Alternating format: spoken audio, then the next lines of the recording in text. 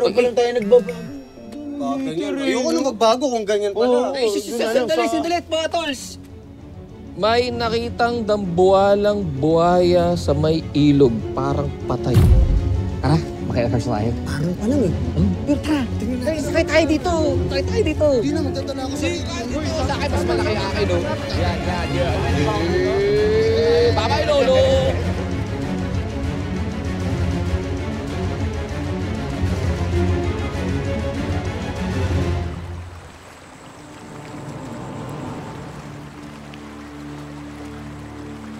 Dakila!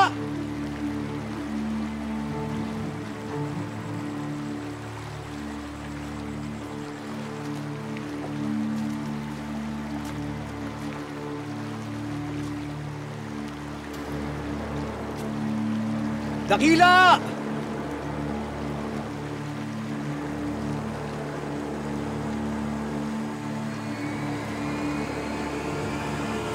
Saan ka na ba, Dakila?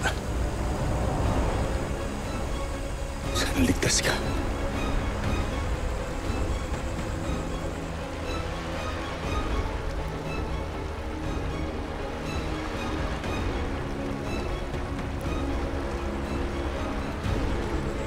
Dakila!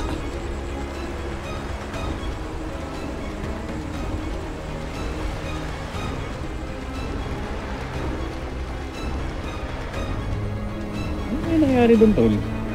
Kadalasan naman pag si Dakila tinatawag mo, malapit naman agad yun ah. Hindi ordinaryong buhay si Dakila. Kung may nagtangkaman na manakit sa kanya, alam ko lalaban siya. Sa pasalaki ni Dakila, di siya basta-basta mabibitag, kaya hindi ko alam kung anong nangyayari ngayon. Parang natatakot ako. Kasi bago lahat to eh. Parang hindi ako komportable.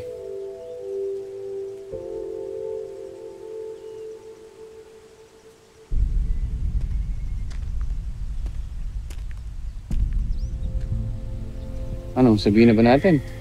Bok, dami nang iniisip ng kapatid ko ngayon.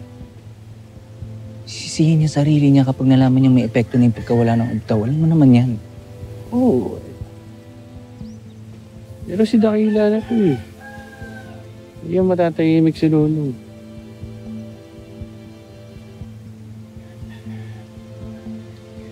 Tsaka na, Bok.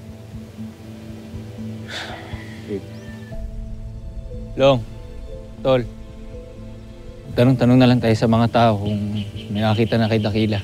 Oo.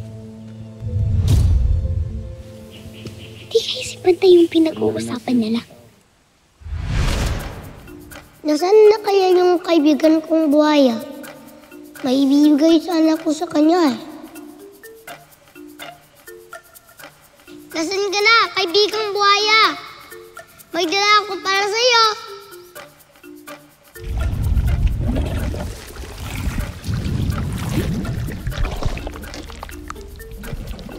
Masama pa rin ba ang pakiramdam mo?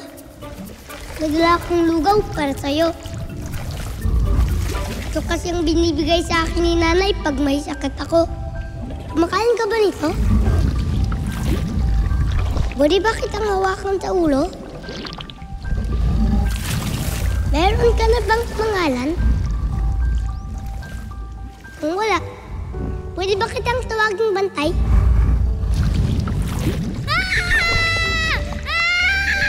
Jelay! Huwag kang maingay! Lumayo ka dyan, Tres! Baka kainin ka! Hindi ako kakainin nitong si Bantay! Biyernes kami! Mga beto, halika, tingnan mo! Sigurado ka?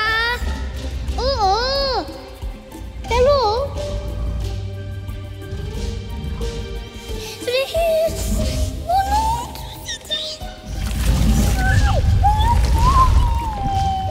Tres, wag! Uy, mahal! Ayaw! Tres, wag nga! Basta, mabit yan. Bahala ka, kakainin ka niyan. Hawakan eh! Kasi mabait to, kaya hinahawakan ko. Hindi nga yan mabait! Oh. Oo nga no. Iba